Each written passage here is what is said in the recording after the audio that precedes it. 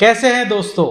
आज का जो वीडियो है ये उन बिजनेस ओनर्स के लिए है जो एक सक्सेसफुल बिजनेस चलाते हैं ना। आप मुझे पूछोगे हार्दे, एक सक्सेसफुल बिजनेस ओनर्स के लिए वीडियो बना के क्या मतलब। या तो आप ऐसा वीडियो बनाओ जो हम सीख सकें एक सक्सेसफुल बिजनेस ओनर से उनकी strategies.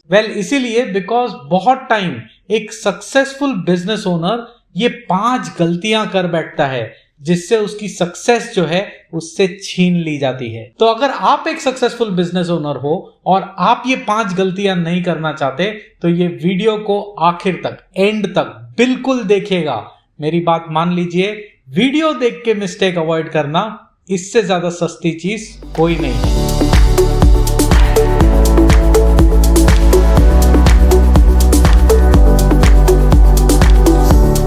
Welcome back champions. My name is Hardik Harsora और मैं पिछले 10 साल से एक कंसल्टिंग कंपनी चला रहा हूं। अगर आपके बिजनेस में सेल नहीं हो रहा है तो आपको स्ट्रैटेजी की जरूरत है। अगर आपके बिजनेस में आप जब भी स्टेप इन करते हो, मतलब अंदर जाते हो आपके दुकान में, ऑफिस में, आपके फोन बजने लगते हैं, आप बिल्कुल एवरी सेकेंड आप लोगों के प्रॉब्लम सॉल्व कर रहे हो, आप कॉल सेंटर बन चुके हो। अगर ये है तो आपको प्रोसेसेस, सिस्टम्स की जरूरत है। अगर आप अपने लोगों को सेम काम करने के लिए हर साल थोड़ी सी पगार बढ़ा के देते हो और आपको डर लगता है कि अगर वो आप ना करो तो आपके लोग छोड़ के चले जाएंगे, अगर ये सिचुएशन आपके बिजनेस में है तो आपको परफॉर्मेंस मैनेजमेंट की जरूरत है। ये तीनों में से कोई भी प्रॉब्लम हो, हम आपकी मदद कर सकते हैं। आपको विजिट करना है मेरी वेबसाइट पे, स्क्रॉल डाउन करके जो भी रेलेवेंट एरिया है जहां पे आपको मदद चाहिए उस पर क्लिक करना है। बिल्कुल आसान से सवालों का जवाब देना है और आप हमारे साथ, मेरे साथ एक फ्री कंसल्टेशन कॉल बुक कर सकते हैं। अब आ जाते हैं हमारे टॉपिक पे। तो एक सक्सेसफुल बिजनेस ओनर अगर आप हो तो सबसे पहली चीज मैं आपको कहना चाहूंगा, कॉन्ग्रेचुलेशंस। क्योंकि एक सक्सेसफुल बिजनेस बनाने के लिए आपको बहुत सारी चीजें सही करनी पड़ती है और आप सक्सेसफुल हो यानी आपने वो चीजें सही की है। तो कॉन्ग्रेचुलेशंस टू यू, आपको खुद को शाबाशी बिल्कुल देनी चाहिए। पर बिजनेस के 3 स्टेजेस होते हैं। वैसे बहुत सारे स्टेजेस होते हैं पर अगर हम उसको निचोड़ के हम देखें उसको तो ब्रॉडली 3 स्टेजेस होते हैं। एक स्टेज होता है स्टार्टअप, जहां पे आप अपने बिजनेस को मार्केट में इंट्रोड्यूस कर रहे हो, लोग आपको पहचानते नहीं है, आपके बायर्स आपको पहचानते नहीं है। वहां पे थोड़ी स्ट्रगल होती है क्योंकि आपको बिजनेस के दांव पेच भी नहीं मालूम। दूसरा जो स्टेज आता है, अगर आप स्टार्टअप फेज में अच्छा काम करते हो तो आप दूसरे स्टेज में जाते हो और दूसरा जो स्टेज है उसे बोलते हैं ग्रोथ स्टेज। यानी एक ऐसा स्टेज है जहां पे आपको बेसिक बिजनेस कैसे चलता है उसकी जानकारी आपको मिल चुकी है। वेंडर्स जो हैं वो आपको सप्लाई कर रहे हैं माल, आप जो है कस्टमर्स को बेचना कैसे है वो आप सीख चुके हो। अब काम है उस सीखी हुई चीज को मल्टीप्लाई करना, रॉन्ग नहीं, मल्टीप्लाई करना, बड़ा करना। ग्रोथ स्टेज इसको बोलते हैं। अगर आप ये स्टेज में बहुत शानदार करते हो तो आप अगले स्टेज में पहुंच जाते हो जिसको बोलते हैं मैच्योरिटी स्टेज या स्केल अप स्टेज। ये स्टेज में आप बहुत ही सीजन्ड बैट्समैन हो चुके हो, सीजन्ड बिजनेसमैन हो चुके हो। अब आप सचिन तेंदुलकर बन चुके हो। अब सेंचुरी मारना कैसे है आपको बिल्कुल पता है। ये टाइम पे आप मार्केट लीडर बन जाते हो या एक 2 और 3 जो सबसे बड़े प्लेयर्स हैं आपके इंडस्ट्री में उनमें से एक आप बन जाते हो। अब ये स्टेजेस के बारे में मैंने क्यों बात की? क्योंकि एक सक्सेसफुल बिजनेस हर एक स्टेज में हो सकता है। आप एक सक्सेसफुल स्टार्टअप हो सकते हो, आप एक सक्सेसफुल ग्रोथ कंपनी हो सकते हो, आप एक सक्सेसफुल मैच्योर कंपनी या मार्केट लीडर भी हो सकते हो। बट यही तो प्रॉब्लम है मेरे दोस्त, क्योंकि जब आप सक्सेसफुल होते हो, जैसे मैंने बताया, आपने बहुत सारी चीजें सही की होती है और उसी कारण से आप वो स्टेज में सक्सेसफुल हो जाते हो। पर जब आप सक्सेसफुल हो जाते हो आप वो स्टेज से प्रमोट होके आगे वाले स्टेज में चले जाते हो और आगे वाला स्टेज नया है। आगे वाले स्टेज में वो बातें अगर हम करेंगे जो हमने पिछले वाले स्टेज में की तो हमारा सक्सेस हमसे छीन लिया जाएगा। यानी जो आप स्टार्टअप कंपनी चलाने के लिए करते थे वही चीज आप एक ग्रोथ स्टेज कंपनी के साथ नहीं कर सकते। जो आप ग्रोथ स्टेज कंपनी के साथ करते थे, जैसे आप उसको चलाते थे, वैसे ही आप एक मैच्योर्ड कंपनी को नहीं चला सकते। एक स्टार्टअप स्टेज में बच्चा है, उसको सेरेलैक चाहिए तो उसको सेरेलैक खिलाना जरूरी है। अगर उसको आप पिज्जा खिलाओगे तो उसको नहीं पसंद आएगा। आपकी जो लीडरशिप है, आपके जो लोग हैं वो सेरेलैक वाले लोग होते हैं, उनको सब कुछ बताना पड़ता है, तो वहां पे वो चल जाता है। एक ग्रोथ कंपनी में आपने ऐसे लोग रिक्रूट करके रखे हुए हैं जो लीडरशिप जानते हैं, जिनको एक्सपीरियंस है, क्योंकि वैसे लोगों की टीम है, आपके पास सुपरवाइजर्स है। अब जब आप उनको सब कुछ बताओगे तो उनको लगेगा हमारे पास फ्रीडम नहीं है, हमको सब कुछ बताया जाता है। उनको जरूरत होती है सिस्टम्स की, प्रोसेसेस की, अगर वो आप नहीं दोगे तो प्रॉब्लम हो जाएगा। वैसे ही जब एक मैच्योर्ड कंपनी बन जाती है तो आपको कुछ और करना पड़ता है। अगर आप ये नहीं करोगे तो आपकी सक्सेस आपसे छीन ली जाएगी। नाउ ये नहीं हम क्यों करते हैं ये जानना बहुत इंपॉर्टेंट है, और वो क्यों का जो आंसर है वो है ये 5 मिस्टेक्स। सो मिस्टेक नंबर 1, बहुत ही ज्यादा कॉन्फिडेंस। देखिए, जीवन में कोई भी चीज अगर हम जरूरत से ज्यादा करते हैं तो वो खराब होती है। अगर आप मीठा बिल्कुल नहीं खाते तो शायद आपको पता नहीं है मीठा खाने का स्वाद क्या होता है और मजा क्या होता है, तो मीठा खाना चाहिए। बट अगर आप मीठा बहुत ज्यादा खाते हो तो डायबिटीज हो जाएगी। कॉन्फिडेंस के साथ भी यही चीज है। अगर आपको कॉन्फिडेंस नहीं है तो आप कुछ कर ही नहीं पाओगे जब तक आपको सक्सेस का गारंटी नहीं मिलता है। और बिजनेस के अंदर सक्सेस का गारंटी मांगना ही नहीं चाहिए, क्योंकि वो होता ही नहीं। तो वो केस में आपको कॉन्फिडेंस होना जरूरी है। पर जब हम सक्सेसफुल हो जाते हैं तो वो कॉन्फिडेंस टर्न हो जाता है ओवर कॉन्फिडेंस पे।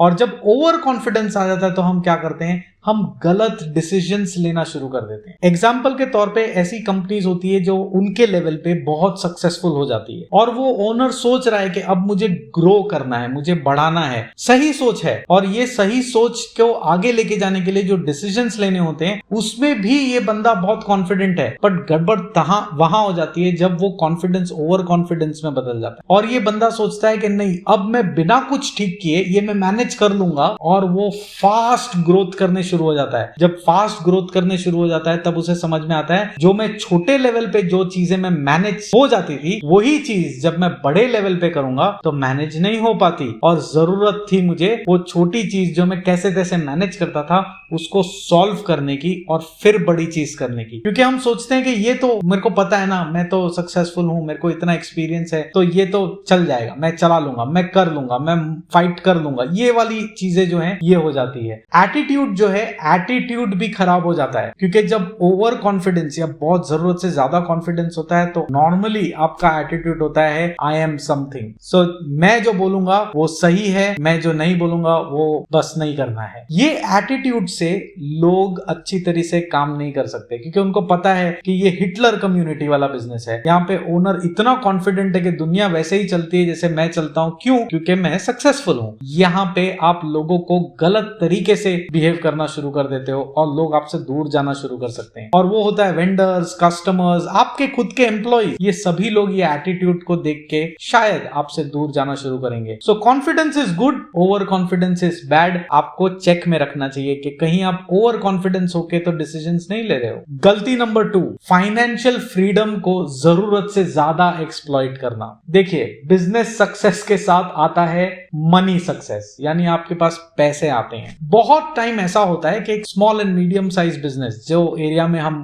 कंसल्ट करते हैं, काम करते हैं, कि बिजनेस ओनर जो होता है जब उसके पास बहुत पैसे आ जाते हैं, सक्सेसफुल हो जाता है बिजनेस, तो वो बिजनेस ओनर उस पैसों से अपने खुद के फैमिली का अपने खुद के एक्सपेंसेस कर लेता है। क्या इसमें गलत है? वेल, कंप्लीटली गलत नहीं है, पर गलतियां यहां हो जाती है। वो इसीलिए हो जाती है क्योंकि हम डिफरेंशिएट नहीं कर सकते कि कंपनी के एक्सपेंसेस क्या हैं और मेरे एक्सपेंसेस क्या हैं। और इसका रिजल्ट ये होता है कि एक ओनर मर्सिडीज में आ रहा है एक गरीब कंपनी को मैनेज करने के लिए। कंपनी बड़ी हो चुकी है, पर वो कंपनी को बड़े होने के साथ साथ उसको संभालना, उसके लिए जो फंड्स चाहिए ना, वो फंड्स हमारे पास अवेलेबल नहीं है। तो फाइनेंशियल फ्रीडम जो होता है ना, वहां पे हमारी गड़बड़ हो जाती है। हम जरूरत से ज्यादा गलत चीजों पे हम इन्वेस्ट कर देते हैं। पॉइंट नंबर 3 या mistake number 3, very quick delegation. Well, delegation एक ऐसा शब्द है जो हम छोटे व्यापारी उसे बहुत प्यार करते हैं। मतलब अगर मैं डेलीगेशन पे एक वीडियो बना लूं तो उसमें मैक्सिमम व्यू वैसे ही आने हैं। क्यों आने हैं? बिकॉज हम छोटे व्यापारी बहुत ही जल्दी थक जाते हैं अपने बिजनेस के कार्यक्रम को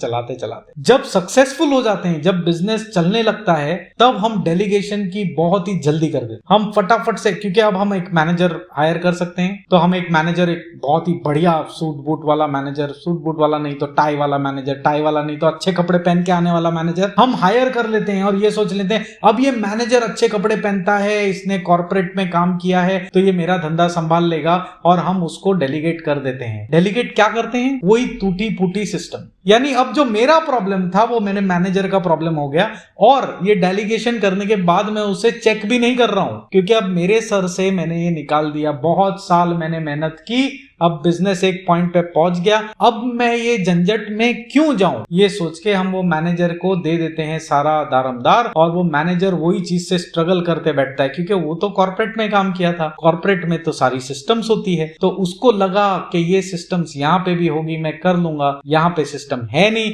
उसको सिस्टम डिजाइन करने नहीं आता है, और वो वही बन जाता है जो आप किसी दौरान थे। पर गड़बड़ तब होती है जब वो मैनेजर इसको मैनेज नहीं कर पाता, प्रॉब्लम बड़ी हो जाती है, और वो बड़ी प्रॉब्लम आपके सामने रख दी जाती है। तब आपको रियलाइज होता है कि वही जो कल तक सक्सेसफुल बिजनेस था, अगर मैं वो बिजनेस में थोड़ी मेरी नजर रखता, अगर वो मैं मैनेजर के साथ थोड़ा और काम करता, अगर मैं वो मैनेजर को काम करते हुए देखता, अगर मैं उसको सपोर्ट करता, उसको सिखाता, और उसके साथ मिलजुल के मैं एक सिस्टम बना लेता, तो वो मैनेजर का डेलीगेशन जो है मेरा सक्सेसफुल हो जाता, और मेरी जो पाई हुई सक्सेस थी वो नहीं जाती। नॉर्मली जब आप क्विक डेलीगेशन करते हो, आपका आदमी थक जाता है, या तो वो रिजाइन कर देता है, या तो वो बड़ी मिस्टेक करके आपके सामने आता है और आप उसे निकाल देते हो। Result of the entire story, आप फिर से वहीं पहुंच गए जहां से आप सक्सेसफुल होके बाहर निकल चुके थे। Point number 4, losing the grip on the market. ये वाला प्रॉब्लम ये है कि आपको लगता है कि आपको सब मालूम है। जब हम सक्सेसफुल हो जाते हैं तो हमने बहुत सारी चीजें हमको मालूम होती है, पर जो चीज आज हमको मालूम है हो रही है, जरूरी नहीं है ना कि वही चीज कल भी हो, वही चीज परसों भी हो। पर हमारा जो ये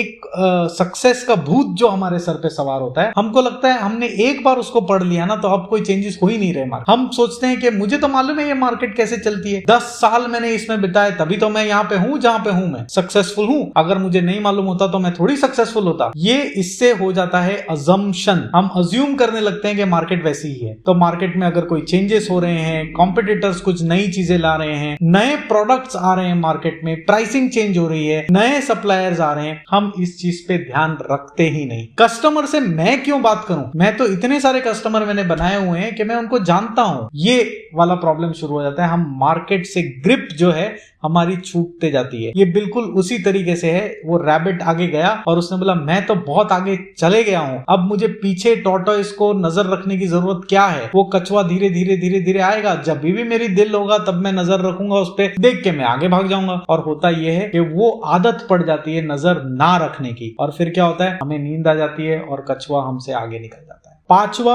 और आखिरी पॉइंट, या आप कह सकते हो मिस्टेक, पर ये इतना इंपॉर्टेंट है कि मैं आपको बता नहीं सकता। स्टैग्नेशन से खुशी होना, यानी हमारा पेट भर जाता है कि हमको जितना चाहिए था ऊपर वाले ने हमको इससे ज्यादा दे दिया, अब मुझे आगे कुछ नहीं चाहिए, ये माइंडसेट पे पहुंच जाना। वेल, आप एक बात समझ लीजिए, आपकी जो कंपनी है ये सिर्फ आपसे नहीं चलती, सिर्फ आपके प्रोडक्ट से नहीं चलती, सिर्फ आपके कस्टमर से नहीं चलती। आपकी कंपनी इसीलिए चलती है क्योंकि आपकी कंपनी में ऐसे लोग हैं जो अपने ड्रीम्स को, जो अपनी चाहत को लेके एवरी सिंगल डे, हर रोज आपकी कंपनी में काम करते हैं। हो सकता है आपको एक गाड़ी लेनी थी, एक घर लेना था, शादी करनी थी, बच्चों को अच्छी स्कूल में भेजना था, ये सारे ड्रीम्स आपके बिजनेस ने पूरे कर दी, पर आपके लोगों के ड्रीम्स अगर पूरे नहीं हुए हैं तो आपकी कंपनी को और आगे बढ़ने की जरूरत है। और अगर आप वो स्टेज पे आ गए हो जहां पे आपको कुछ और करने का दिल नहीं करता है, तो आपकी कंपनी गारंटी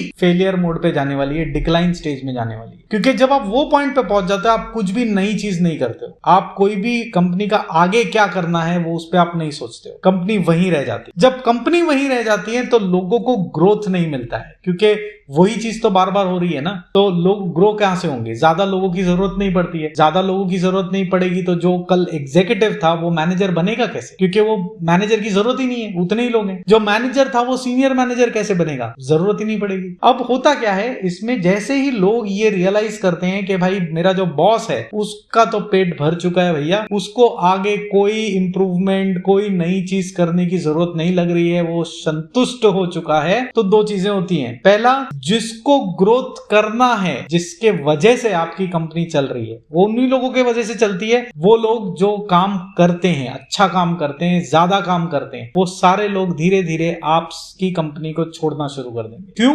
क्योंकि उनको आपकी कंपनी में अब नजर नहीं आता कि वो ग्रो कैसे करें। फिर बच जाएंगे वो लोग, और बचेंगे लोग, ऐसा नहीं सब छोड़ के चले जाएंगे, कुछ लोग बचेंगे। और वो कौन से होंगे? वो लोग होंगे जो आलसी हैं, उनको वैसे ही कुछ नहीं करना है। तो आलसी लोगों की फौज इकट्ठा करके आप कोई जंग नहीं जीत सकते, इनफैक्ट जंग पे जा ही नहीं सकते। रिजल्ट क्या आएगा? आपकी कंपनी धीरे धीरे धीरे धीरे खत्म होने के डायरेक्शन में चली जाएगी। ये पांचों पॉइंट जो हैं, ये मिस्टेक्स जब भी लोग करते हैं ना, वो रियलाइज नहीं करते कि ये मिस्टेक मैं कर रहा हूं, क्योंकि अगर रियलाइज करते तो मिस्टेक करते ही नहीं ना। तो ये मिस्टेक को आइडेंटिफाई करने के लिए एक ऐसा इंसान आपकी जिंदगी में बिल्कुल होना चाहिए जो आपको जैसा है वैसा बोले। यानी अगर आप गलत कर रहे हो तो वो ये ना सोचे कि मैं कैसे बताऊं इसको कि गलत कर रहे हो, आपको मुंह पे बोले कि ये भैया तू गलत कर रहा है, ये जो एटीट्यूड है ये गलत है, ये जो तू बिजनेस में जाता नहीं है ये गलत है, ये जो अचानक से तू वेकेशन लेने लग गया है ये गलत है, संभल जा। सो आई होप ये 5 पॉइंट आपको हेल्प करेंगे। ये 5 पॉइंट को हमेशा गांठ बांध के अपने पास रखिएगा और ये वीडियो को अपने दोस्तों के साथ शेयर करिए। आप वो इंसान बन सकते हो जो उनके फेलियर को